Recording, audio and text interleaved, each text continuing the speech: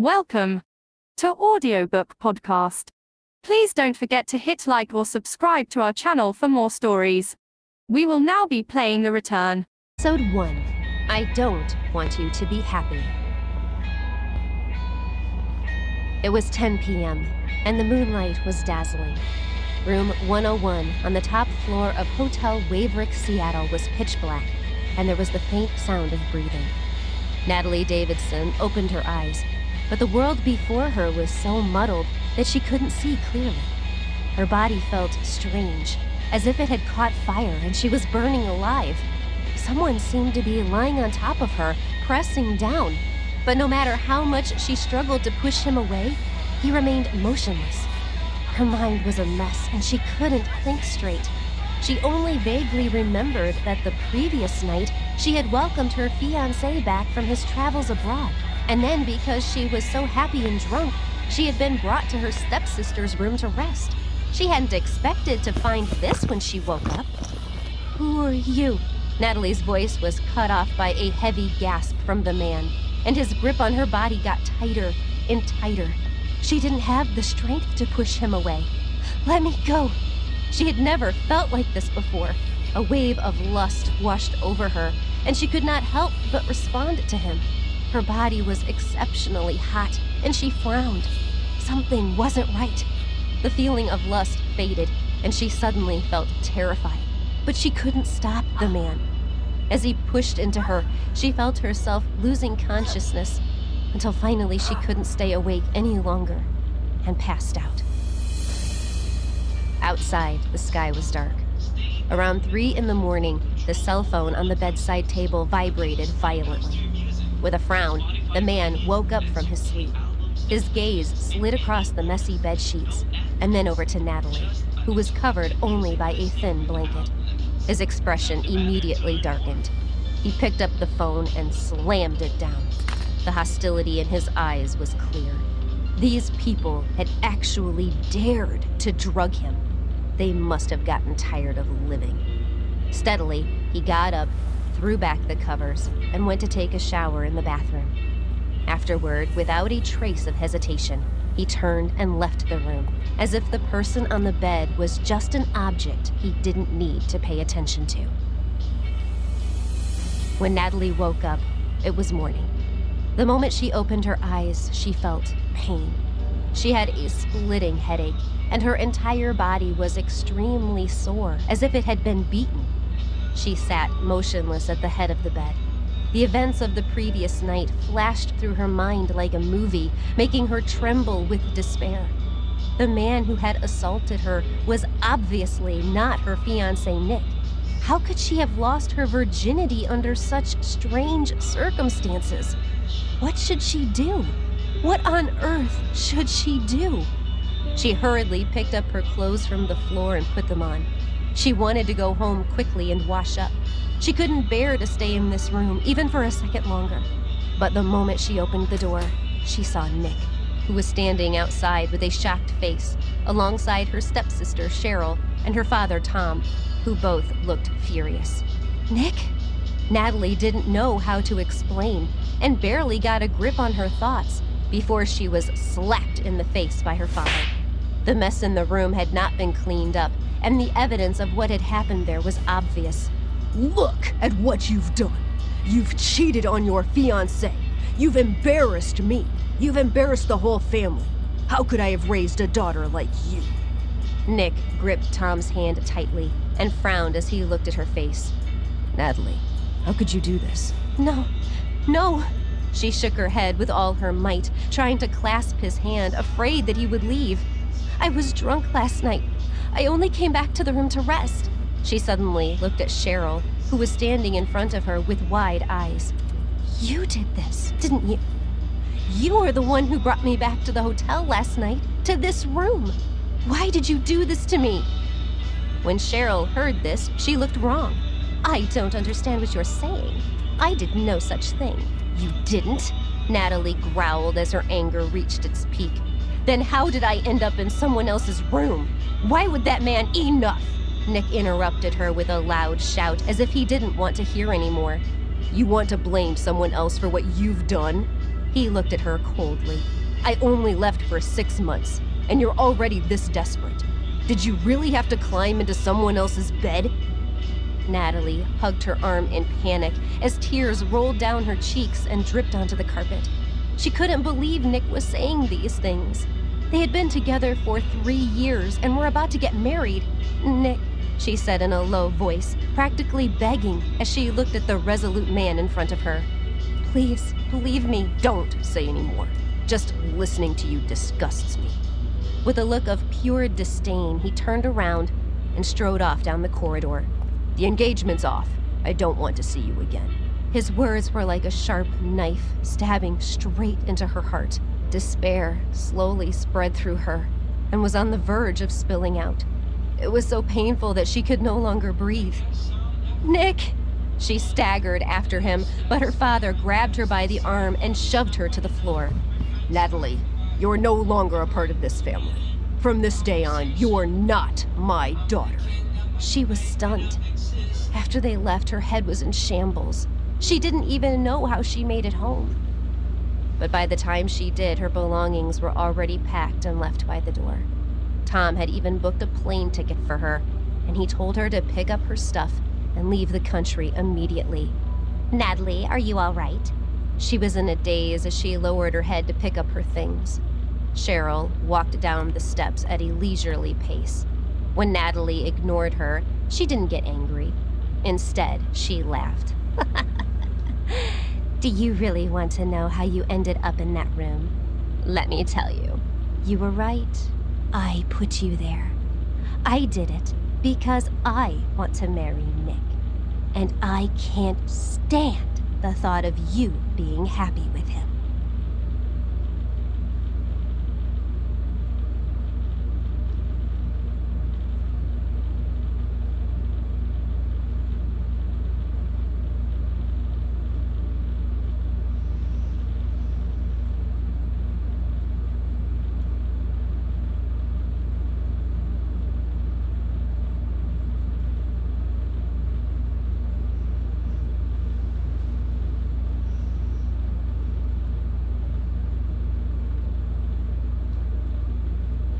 Episode 2, Exile.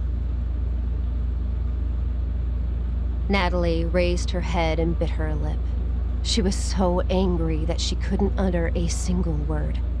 Her whole body was trembling with fury. She couldn't understand why Cheryl would ruin her life like this. Cheryl smiled. So what if you're angry? Cheryl played with her curly hair and sneered. Nick doesn't believe you.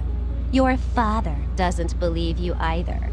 You can go abroad and live on your own. Natalie was furious. Why are you doing this to me? Why are you ruining my life? Why? She rushed forward hysterically and wrapped her hands around Cheryl's neck. But Cheryl didn't resist. She only blinked pitifully at her. Sister, don't hurt me. Last night really wasn't my fault. What are you doing? Hearing the commotion, Tom rushed out, looking so angry that the veins on his neck stood out. He raised his hand and pushed Natalie to the ground. Are you crazy? Are you trying to kill your sister? Natalie fell to the ice-cold sidewalk where she remained. Unable to bear the pain any longer, she was on the verge of tears. She thought of her mother and her childhood. But no matter how hard she wished, she could never return to that time. Rosemary, her stepmother, came up behind her. When she saw the marks on her daughter's neck, she was so angry, just like her husband, that she raised her hand and slapped Natalie. You uneducated brat! You're just the same as your mother. You might as well die. The more she slapped, the harder each slap became. Tom stood beside her, but he only seemed to be concerned about Cheryl's injuries. As the attack went on, Natalie's vision grew blurry from the blows, but all she could feel was the coldness in her heart, as if all warmth had left it. At that time, in his office at the Claire Group, Bryce was looking at his assistant with a malicious expression. What's going on? His voice was so gloomy that his gaze could bore holes through a person. How was the investigation going? His assistant was sweating under his gaze, but he swallowed and told him the news. It's Evan Wilson. Bryce knew of Evan. A while ago, he had worked with the Claire Group on a project and had taken many kickbacks from it. Bryce didn't like his way of handling things, so he had sent his men to destroy the Wilson family. Right now, the Wilsons were on the verge of bankruptcy and collapse. Evan bribed the hotel's waiter and drugged you. He probably wanted to use this too. The assistant's voice trailed off until he was no longer breathing. The situation was clear now. Evan was behind all of this. Bryce had never thought that something would go wrong, and that he would have to completely deviate from his original plan. I checked. Evan booked a room in the hotel last night. The assistant looked up at him hesitantly, then looked down again. But you didn't use it. Bryce's expression suddenly changed, and he asked in a low voice, "What do you mean?" The assistant was confused. He could only look at his face and repeat hesitantly, "You didn't use the room yesterday." If he didn't go into his room, then who was the woman who had been lying on his bed? In his mind, he saw broken images of her flushed cheeks and her body writhing beneath him. But what he remembered clearest were those cries of grief and heartbreaking pain. He suddenly remembered the crimson spots on the sheets that he had noticed before he left. The woman had been a virgin. Bryce's brows knit together. He told his assistant in a deep voice, "Go check the identity of the woman who was in my room immediately." He wanted to know where she had come from. The assistant immediately hurried off to do as he had been told. But no matter how fast he moved, he wouldn't be able to find any useful information. The hotel's surveillance tapes had already been wiped by Cheryl. How could she possibly leave behind evidence that would show that she had set Natalie up? Naturally, she had to cover her tracks. After doing this, she continued to pretend that she was innocent and gloated as she watched Natalie get kicked out of her house in a sorry state. Natalie didn't even stay a night before she was packed off and sent out of the country. She lugged her heavy luggage onto the plane. She had been exiled without knowing when she could return.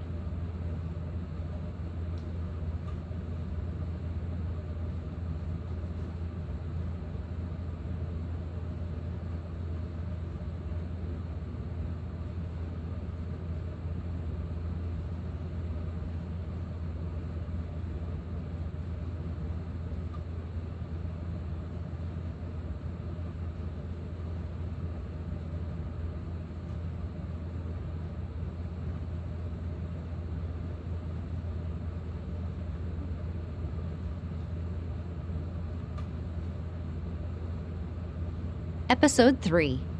You're My Daddy. 5 years later, Natalie stood in the first-class lounge at Heathrow Airport, staring at the 2 tickets in her hands, unable to focus. She had been in England for 5 years, and in all that time, she hadn't made even one phone call to her family. Her father treated her like she was dead, and as if he couldn't care less about it. If it wasn't for Cheryl and Nick's engagement, he might not even have remembered she existed. Her heart had no attachment to the place she had been separated from for years. All her feelings had been erased on the day she was thrown out. She didn't want to go back and see the people who had hurt her, but she couldn't stand listening to her father's threats on the phone. If she did not do what he said, he would not let her grandmother live peacefully. He could even hurt her. Her grandmother was the closest person in the world to her. She had wanted to bring her to England to spend the rest of her life there, but she couldn't sway the old lady from her desire to be in the country where her husband and daughter had lived. Natalie had no choice but to leave her where she was. If it wasn't for her grandmother, she probably wouldn't go back for the rest of her life. But she couldn't afford to lose her to her father's anger. Mommy? Mommy? Lost in her thoughts, she suddenly heard a lovely, gentle voice beside her. She looked down and saw a 4-year-old boy lightly tugging at the corner of her jumper. He told her in a serious voice, Stop daydreaming. The plane is about to take off. Only then did she recover her wits. The anger in her eyes gradually softened as she smiled and picked up the child. All right then, let's go to the gate. At the same time, on the other side of the first-class lounge, a tall man in a suit with 2 burly bodyguards standing behind him strode towards the gate with a cold expression. Natalie had bought first-class tickets. In the past few years, she had suffered a lot from feeling rootless in a foreign country, and she had developed many issues. She had bad insomnia and headaches, and she was afraid of loud noises. The moment she got on the plane, she covered her eyes with a blanket to try to fall asleep. But first, she told Liam to be good and not run around. Liam was her most precious treasure. He was very well behaved. He sat on his seat as he was told and played with the toys she had bought him, occasionally stealing glances at her. Natalie put her head against the window. He soon noticed that she did not look well. Mommy? He leaned across and looked at her. Seeing that she was frowning, he asked worriedly, Are you not feeling well? Natalie coughed twice due to an itch in her throat. With a hint of weakness in her voice, she answered, I'm fine. She looked at the child and forced a smile. I'm just a little thirsty. Without waiting for her to say anything, Liam jumped out of his seat and hurried off excitedly to get her some water. She didn't know who he took after. He was only 4 years old, but he was as sensible as a small adult, and he could even take care of her. Liam came running back with a glass of water.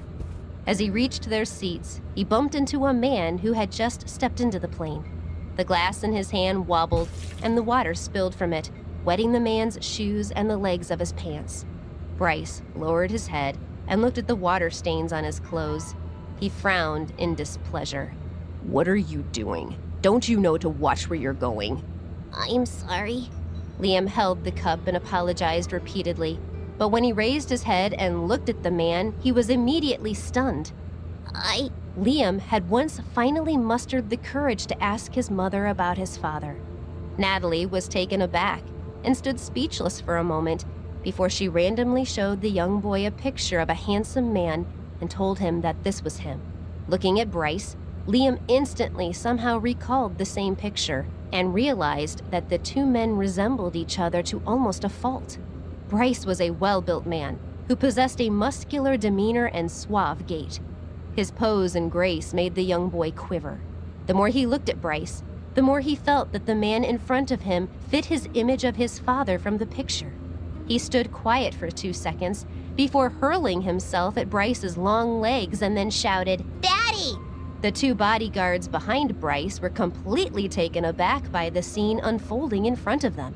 They had been with Bryce for a long time, but this was the first time they'd seen someone act so affectionately with him, let alone someone so young. Bryce's expression instantly turned ugly. He reached out his hand to push away the little arms that wrapped around him and said coldly, Don't randomly call people your father. I'm not your father. He had known many women who had claimed to be pregnant with his child, but this was the first time he had ever seen such a clever and affectionate son. Liam stared at his face and answered with certainty, You are my daddy. Why did you abandon me and Mommy? The more he spoke, the more wronged he felt. He pouted his small mouth and put on a pitiful expression. When the passengers beside them heard this, they immediately looked over in curiosity. Natalie couldn't sleep through the commotion. She opened her eyes and looked in the direction of the noise, only to find her son standing in the middle of the aisle, holding onto the leg of an unfamiliar man. Sorry. She quickly got up. Embarrassed, she reached out to take the child's hand. He must have made a mistake. Liam let go of him. Her son had always been sensible and listened to her over anyone else, but today she didn't know what was going on. No matter how much she tried to persuade him, Liam continued to hold on to the leg of that strange man's pants. He bit his lips in frustration and refused to let go. Bryce was a cold person, but when he looked at the child's pitiful expression, he felt a bit moved. He frowned and said to Natalie, Why did you become a mother? If you couldn't give him a complete family, It would have been better not to have him at all. Episode 4, You Make Me Sick. The man's words stuck like a fishbone in her throat, mercilessly and viciously piercing Natalie's sorest spot. What had happened on that unfaithful night was not her fault, and she'd only found out that she was pregnant after she went abroad. She didn't even know the man from that night who had done this to her, much less what she should do. After a long period of indecision, she had finally mustered up the courage to have the child. She had never regretted it, and she did not feel that someone she had never met could blame her for it. Sorry, but that's none of your business. Her expression immediately turned cold, and she enunciated every word very clearly. He just accidentally spilled water on you and mistook you for someone else. You don't have the right to speak to me like that. She stared at the man in front of her with a fiery gaze and added, I can teach my own child. I don't need you to give him a lesson. You can teach your child, Bryce scoffed, his voice dripping with sarcasm. Since he has a mother like you, I'm afraid he'll end up spoiled. Natalie clenched her fists and tightly pursed her lips.